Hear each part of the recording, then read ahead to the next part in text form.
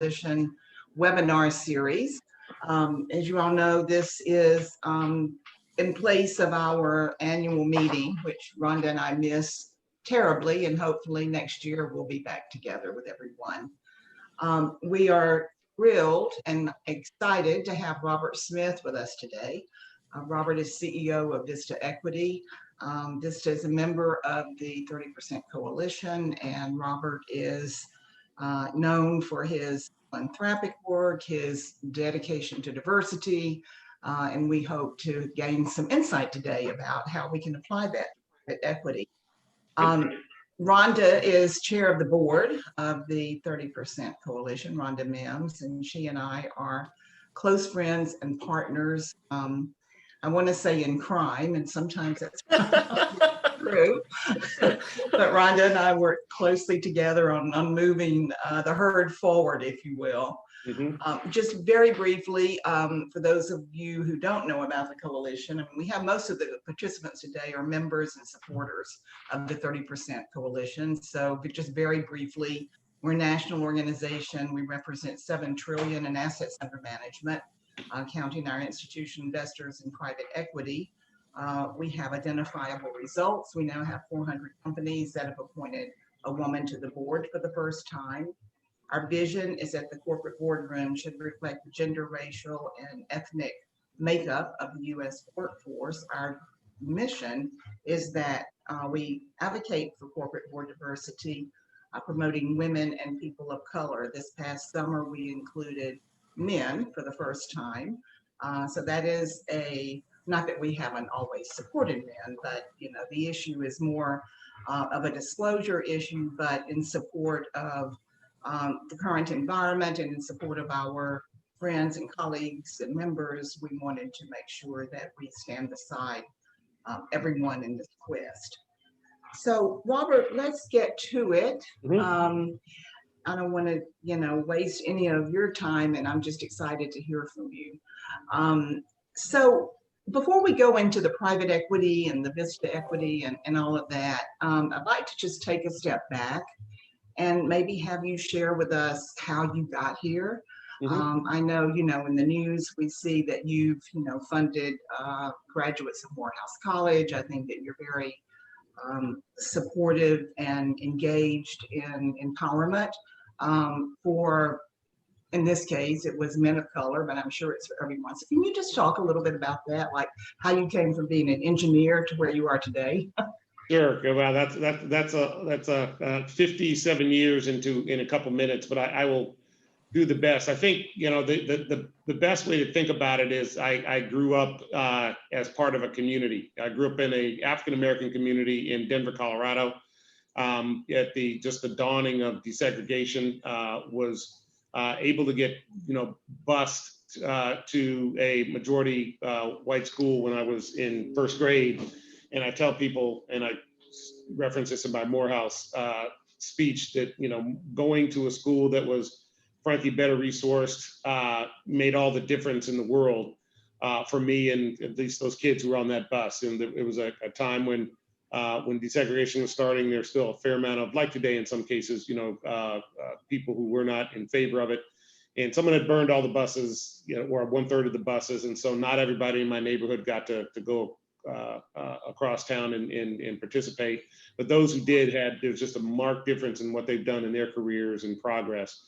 And so you start to really understand, the importance of access to high quality education, access to experiences that make all the difference. And I never forgotten that. And as I had a chance to then matriculate into places like Cornell to get a degree in engineering, and Columbia to get a graduate degree, and obviously the places I had a chance to work, from Bell Labs to Goldman Sachs, and then of course Vista, you realize that a lot of the experience, a lot of the outcomes are focused on or a function of the experiences that people have. And I think a big part of what I think about is how do I ensure that I create as many, I use the word on-ramps of opportunity to people from the African American and other minority communities into the worlds that I think will actually be sustainable for increasing their opportunity in terms of increasing their station in life, their health, their education and welfare, et cetera. So in a 2 minutes. That's kind of what got me there, and that's what really framed me and keeps me focused on and what I do every day. Right, so we're hearing this year, as you know, a lot of voices, and the voices, thank goodness, are louder than they've ever been about the inclusion of gender and race. Our mission is on corporate board senior leadership, but I think across the board. Mm-hmm. Can you talk a little bit about what you think is different today from before, if anything? Sure. There's a couple things. One, the thing that I'm frankly most optimistic about is this is the broadest calling for inclusion that I've seen in my lifetime. I noticed, as I was growing up, it still was fractions of percents that were included or opportunities. And I was on the phone actually on a web call this morning with the class of 2019 from Morehouse, those African-American men who I had a chance to now be part of a class with. And, the thing that I was telling them was, I never had an African-American male science teacher or African-American female science teacher my entire career. And, when I think about what the call for is now is its inclusion into STEM education. I, am of the belief, and I think many share this, that, this fourth industrial revolution, while it is here and it is real and it is now, it is one that will favor those who are educated in STEM. Trust me, I believe and support the arts and the development of our conscious humanity in that context. But it's going to be those STEM students that we need to provide direct access to education, educational opportunities and experiences. And what I see now is this is the first time I've seen a broad calling of inclusion as a fabric of the way companies want to operate. They don't know how yet, in many cases, but as opposed to one that catches what I call the edges of opportunity, and they think that's good enough. So I think that's one of the main differences that I see today is that there's a broader calling, and I'm seeing underpinnings and actions supporting that. For instance, I have the great fortune of sitting on the business roundtable, the BRT, and we formed a special subcommittee for racial justice, racial equity and justice, and I worked on the group in finance with Jamie Dimon and others. But it's just interesting to see how these 150, 160 CEOs are actually putting real effort into not only understanding, call it the disparities that exist, but how do you build systemic solutions that will eliminate these disparities going forward? And many understand as short-term, medium-term, and long-term activities, and they're kind of getting to it. And the getting to it first starts with looking in the mirror. What do I need to do in my own company, in my own firm, et cetera, and then looking out through the window and saying, what do I need to do to actually change the communities of the stakeholders that my company touches? And so that kind of a holistic approach is something that's different than, well, from my experience, that I haven't seen before. That's great. And Rhonda, I'm going to throw you a softball that we hadn't planned on, but I see you shaking your head, and I know that you're in a position today of, you're a Black woman, you're a well-known Black woman. What are your feelings about what's happening? Do you think that this is something new, and do you think it's sustainable? And how do you think that Black women and women of color are handling this? So thanks, Robert, for doing this, first of all. But I do want to just acknowledge that I agree with everything you just said. What I'm seeing now that makes me a little bit more hopeful than in the past is that we've talked about social justice and social injustices in our community standpoint, but somehow it's articulated over to corporate America, and what does it look like for a Black executive or a person of color in corporate America. So I think that is definitely different. But the other thing that I will say is that there seems to be a lot of outreach to Black executives and other executives for corporate board seats right about now. And I assume that has to do with the fact that people are seeing the lack of diversity in the boardroom and wanting to make that a part of their social justice advocacy.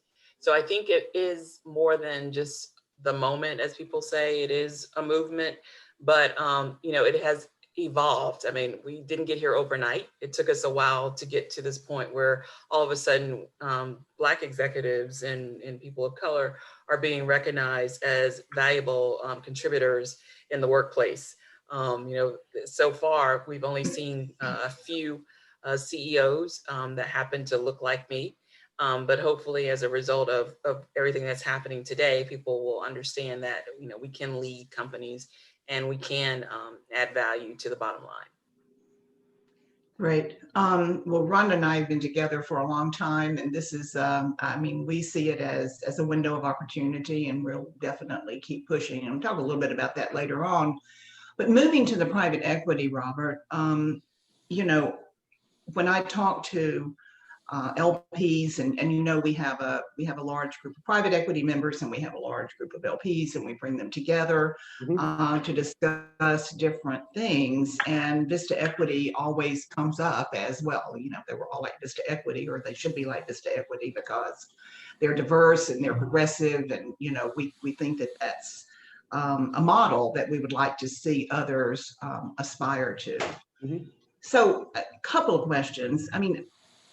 I want to ask you how you got there, but I'd first like to ask you, are LPs asking the right questions when they're asking about diversity? What should they be focusing on when choosing a fund to invest in? Sure. The thing that investors have to focus on, call it first and foremost, is what I call sustainable business models for their constituents or their stakeholders, being retirees, the teachers, the police officers, the firefighters, and state and local workers, et cetera. They're ultimately the beneficiaries of the work that we do. And I think we have to make it easy for our investors to evaluate, how we do our work and how it's sustainable in the world of private equity. This is a business and an industry, if you do it well, it lasts, for decades.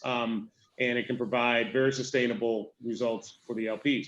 Well, from that perspective, once you frame it that way, you have to think about, well, what makes us, a sustainable business? What is a business that's not based on trading, quarter to quarter, but will be here for decades? And you have to think about inclusion as an important part of that. These are the businesses that, if you think about it, are hiring and developing talent in the companies. That talent is delivering products into communities and businesses and ecosystems.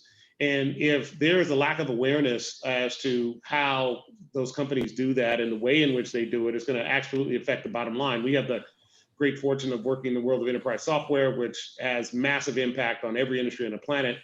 And what we do, frankly, and one of the things I'm most excited about now, is we've actually developed a new series of activities. We call it conscious inclusion, competency into the year in review process at Vista, and also driving it in each one of the portfolio companies. And I think LPs have to look at, private equity firms, not just as the firm in and of itself, but what's the impact that firm is actually having on the portfolio companies that they are invested in. While we have 450 or so people at Vista, we have, almost 80,000 employees across all of our portfolio in 65, 66 individual companies. And so the impact that we have on those companies is critically important to evaluate. What are the policies that we are espousing? What are the processes that we are recommending they adopt?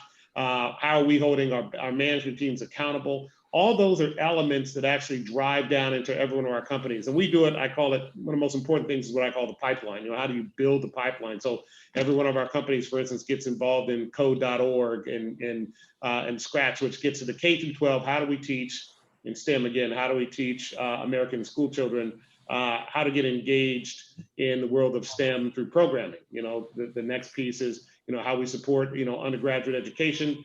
How do we support development of graduate school education? Frontiers Fellows programs, Girls Who Invest, SEO, obviously 30% Coalition. And then how do we think about and develop pipeline for our boards? And so we engage now with, National Association of Black Accountants, et cetera, and, National Blacks on Corporate Boards. All of those are institutions that we are building, real strategic relationships to develop the pipeline And then we also look to evaluate, well, where are the challenges in that pipeline, and what can we do about it as Vista, and what can we do about it at the board level, or sorry, at the portfolio company level, to support that pipeline development. Programs like InternX, we've got 12,000 plus African American students and 170, I think, is corporate partners. We are onboarding these interns who are in their sophomore, junior, and senior years in college to real internships. And those sorts of, we talked earlier about experience and opportunities. Those are the sorts of experiences and opportunities that we think will now start to push critical mass into multiple areas into the business economy that create more of a pool that other companies can select from. And you don't necessarily get direct benefit because you get to evaluate these students, et cetera. But the indirect benefit ultimately is just think about graduating and getting tens of thousands of these students trained and educated and enabled through our work.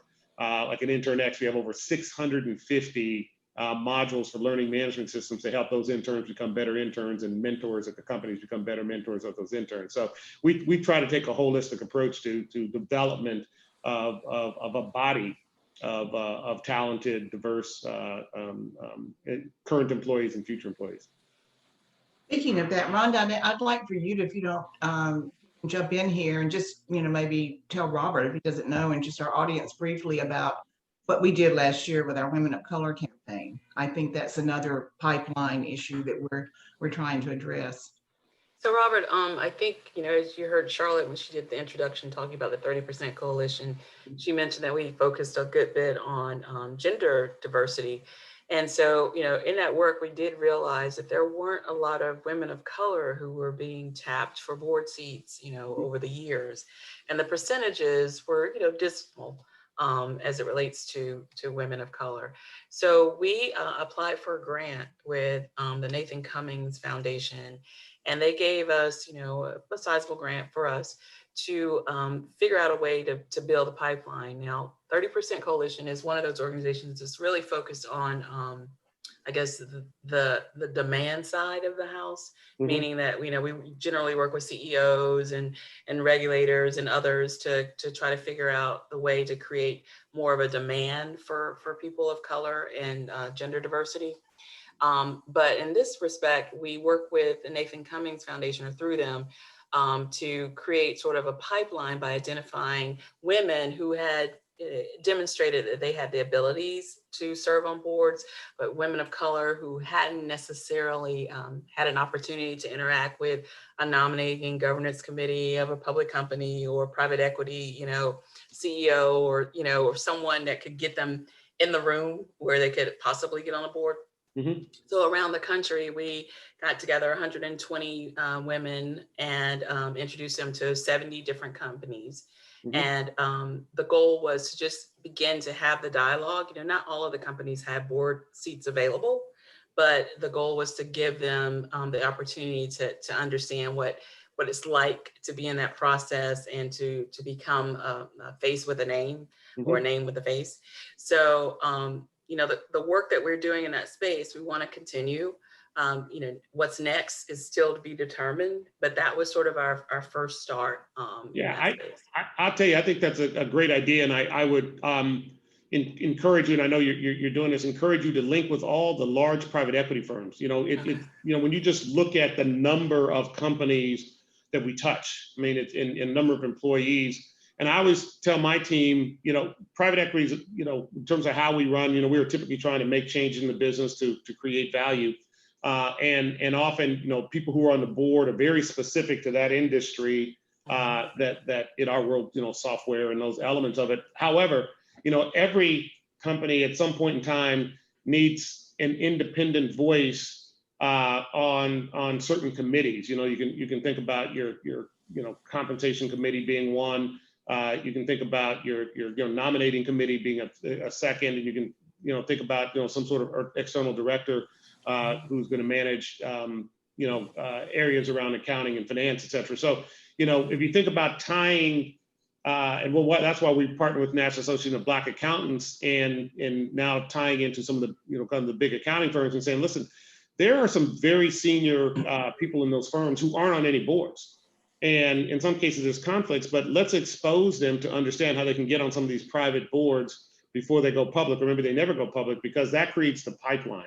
And you typically want somebody who is not in the company or associated with the private equity firm to sit on certain of those committees and lead those committees, compensation committee in particular, and the audit committee in particular as well. So I mean, those are the areas that I think that create a multi-year program with the large private equity firms. And I would tell you that will create a massive pipeline of people who now can sit on public boards throughout the US. Okay, thanks. Yeah, so we actually, you know, a couple of years ago, I started talking to private equity, and I'm just thrilled at the engagement we have with a number of firms that have joined and are joining. Mm-hmm. The question, though, I think is, so Vista Equity, you've got all of these amazing initiatives, and it's really about society in a way that you've transferred into a business model. Mm-hmm. I think, you know, investors invest in private equity because of the returns. And one of the things, you know, in our conversations with LPs is that they really do want to be sure they get their allocation in the percentage, you know, that they have to invest. Right. So how do you connect all of the amazing things that you're doing with the return? And I don't want to get into a compliance issue, but Vista Equity, I think they're also, you know, people are also excited about Vista Equity because of the returns you're giving them. So how do you connect that diversity and the returns to what makes Vista Equity what it is today? Sure. I think, and that's fine to connect. I mean, we have for the last 20 years been the top 1% with the lowest loss ratio, one of the lowest loss ratios kind of in the history of private equity. And I think a lot has to do with the fact that we do view what we do as holistic to the communities and stakeholders that we serve. You know, being a son of school teachers, and realizing what life was like growing up, and, you know, my parents, you know, thinking about, you know, retirement and what's that look like. And, you know, so we take it seriously in that context. You know, but it's important to also understand, you know, in the businesses that we buy, what they know and what they don't know. And so how we connect them is, on the one hand, you know, they may not know necessarily the latest and greatest in implementing, you know, robotic process automation into the software of the company that we're buying. Okay, that's something we can teach them because we've done that a lot. Okay. On the other hand, they may not actually understand, you know, what this whole idea about conscious inclusion. So what's our job? Our job is to teach them, right? It's the same sort of a thing, because having that conscious inclusion mindset will improve their growth, their profitability, and the market, you know, their market appeal. Plus, you know, they will be viewed in their community as a better place to work. You know, so give you an example. You know, this past year, you know, we're all living in a world of COVID, so we don't have as many in-person summits as you know, exhibited here. But this year we had a summit, our Vista 2020 CXO summit. So this is our top CXOs across our company. So, you know, probably 500 or so people attended this over multiple days. And we of course, we recorded, et cetera, but we had, you know, a powering social change teaching session. And it was led by Michael Eric Dyson. We had Dr. Ibram X. Kendi and Brian Stevenson as panelists, right? And over 700 executives have now seen this, and they are now teaching that and rebroadcasting that in their own portfolio, in their own companies, as a resource to help create conscious inclusion. We've developed a 3-part workshop around conscious inclusion. That, you know, how do we share knowledge and understand ways to foster an equitable workplace? I mean, so you can't expect companies to know this if they've never been taught, just like you can't expect companies to know how to implement a certain technology into the businesses unless they've been taught. So as a responsible steward of not only the capital from our LPs, but of the companies that we partner with, you know, own and work with, we have to bring to them the resources they may not have if we recognize that they're going to add value long-term to those companies. So that's how we think about it holistically, but you have to make the investment internally, build out the systems and infrastructure, and then you know, distribute it throughout your portfolio companies. And then, you know, I don't like to use the word, hold them accountable, but hold them responsible for embracing what's going to actually create true value in their businesses. So, you know, lastly, I think that one of the things that we're trying to do, just to your point, is educate companies, because the coalition is extremely collaborative. Mm-hmm. A shareholder resolution is not necessarily collaborative, but when they withdraw it, it is. Mm-hmm. And they achieve what, you know, the purpose of what they're trying to, you know, to get. But so I put together a kind of a primer about 6 months ago, like these are the steps that you go through boards to diversify. And, you know, it's pretty simple. And I think it applies to public and private boards. I mean, you look at your bylaws, you look at your governance documents, you look at what you need in terms of competencies for the changing markets, because this is an unprecedented year for companies' business changes. If they do that, then they go to the diversity and the candidates, which I think is an easy piece. I think they have to get it together. So, you know, and our focus is on the portfolio company, because that's really your profit engine and private equity. And so if they're performing, then everyone's investment is going to be returned, you know, to what they're hoping for. Mm-hmm. We have a lot of members coming in, private equity members, that are new to this, and you know, that's fine. I think the most important thing to Rhonda and me and our board is that you know, your heart's in the right place and you're trying to, you know, to make this happen and joining our community. So what advice would you give to some of these firms that are just getting started? They really want it to happen, but they are not quite, you know, sure where to start putting the, you know, the focus. Sure, and I think, you know, I lean on the way that we do our business, which is you know, frankly, to listen, learn, and implement. And you're not going to get everything right, but one of the most important things is actually, you know, to share knowledge and information. I'll tell you a funny story. I have a group of people who focus on, you know, diversity, equity, inclusion within Vista, and how we roll out, you know, our templates and our, you know, our metrics and our pipeline and what partnerships, et cetera. And I was chuckling a few months ago because we were looking at, you know, the success we're making and driving. So, oh, we got to kind of keep this to ourselves. I said, no, that's exactly the wrong answer.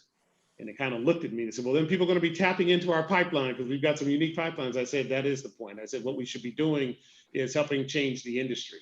And look, we will continue to do what we do and innovate and drive forward.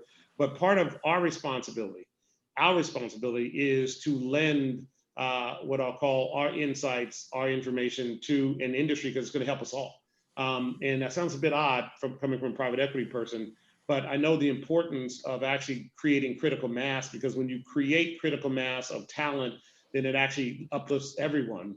And for us, it gives us a chance to again, kind of continue to advance our game. So when I think about it, one of the most important things to do is learn from others and what they've done, what works, what doesn't. Figure out what partnerships you want to invest in. Figure out what partnerships fit for the type of businesses that you're in. You know, we're in the world of software, so we create partnerships with very specific universities, you know, specific groups that actually are what I'll call, you know, fueling the types of talent that we want. You know, National Black Society engineers, accountants, et cetera, and develop those partnerships so those ecosystems become fertile places for not only us at Vista, but our portfolio companies, and ultimately, like I said, you know, it will benefit all companies who need that diversity in their board and in their company. So that's how we think about it, and that's you know, learn and listen from others, and then frankly, you know, I'll call it publish some of the results and publish some of the methodologies, which is what my team's working on now. We publish them to our portfolio companies, you know, templates and, you know, how do you do this, and workshops, et cetera, and training. But I think it's important for others to share that resources, or those resources of ideas and thoughts and workflows with other companies and other private equity firms. Now, that's what we're doing, and within the coalition. And one of your leadership team members, Mary Beth Smith, is she's on our board, and she's also co-chair of this committee. And we have a meeting next week to share best practices. I think that, you know, there's competition and then there's collaboration, and I think if we come together, we can figure this out better as a group and a team. So I have one last question, and then we have a couple of questions from the audience. My last question is, I feel an immense momentum right now in both, you know, the gender equity gender equality is continuing, the racial diversity now is part of that. Are we going too fast? Are companies going too fast? I mean, I'm feeling, well, I've got my own thoughts on this. I think it's a window of opportunity, but do you think by the springtime of next year that, companies can have women and people of color on their board when they don't now? The short answer is yes. And do I think we're going too fast? The short answer there for me is no.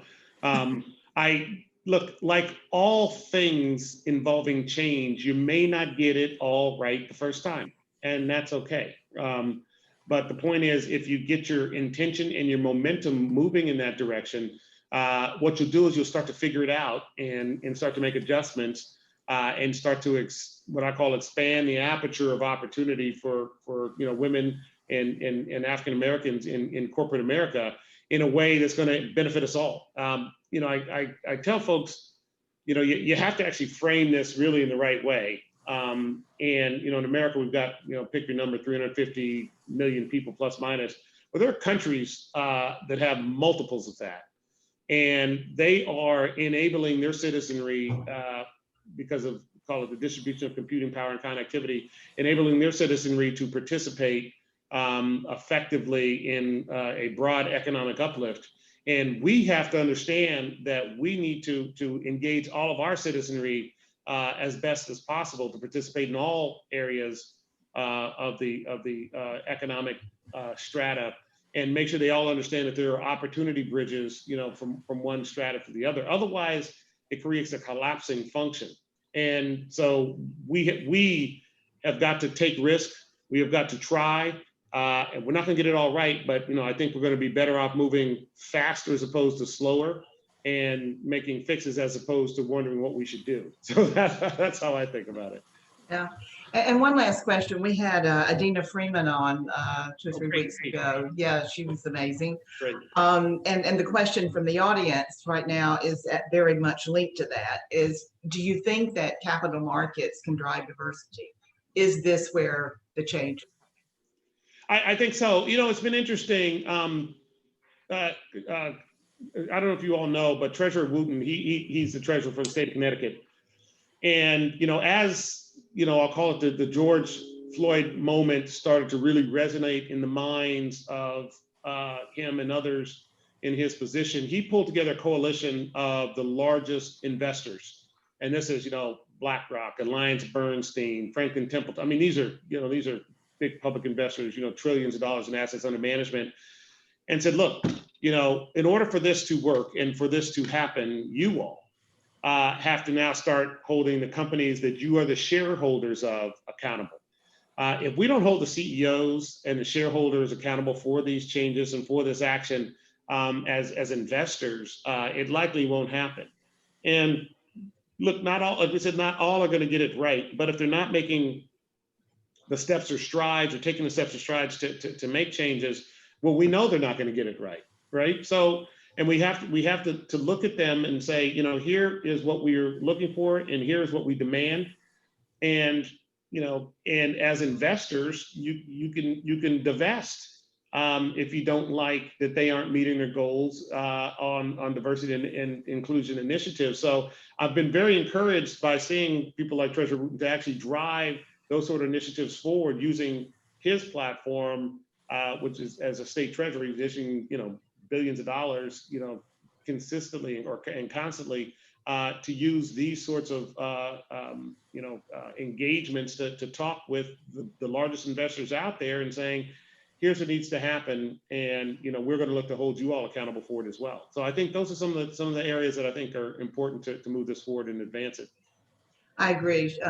Sean Wooden, well, the Connecticut Treasury is part of the coalition. We also have, so we're very familiar and supportive of what they're doing. And a lot of the work comes under the umbrella. We also have the Illinois Treasury, who's written to all the companies in the Russell 3000 asking for disclosure. I mean, I think that that's also where it's going to come down, both for private and public equity. If you're forced to disclose what you have, and forced is a big word for private equity because you're private, but if the LPs want that, and that's where we're moving, then you're going to want to disclose what's best. And it's interesting, years ago, and it's probably a decade ago or so, as we started to really engage on ESG initiatives, it was the European LPs that were absolutely just insistent that not only did you just have statements, but you lived by them and you had to demonstrate it to them. And so obviously we've been building that out for a decade plus now. But I think it took, it takes those sorts of actions of investors saying, don't just show up with a statement, show us what you've been doing and show us the effects of it. And I think and we built out that capacity, but I think it's going to take the investing community to make that happen. I agree. Rhonda, I see you shaking your head. Do you have any closing remarks you'd like to make? No, the only thing I want to say is, I'm an ESG person. That's how I kind of started my my corporate career. I worked for ING for years, and being I guess a Dutch-based company, they were heavily into the ESG space. So I'm so happy to see that it has crossed the waters finally and become popular in the United States. But I also want to thank you for your transparency and for the use of the term conscious inclusivity, because it speaks, volumes in terms of what you're trying to accomplish. So I appreciate that. Well, thank you, Rhonda. And Charlotte, thank you so much. Well, Robert, we are so happy you've been with us, and thank you for your insight and for your support and engagement. Always a pleasure, and I'll look forward to hearing back from Mary Beth as to how we can be more helpful to the organization. And anything we can do, you feel free to call. Okay, thank you. Thank you. Bye, everyone.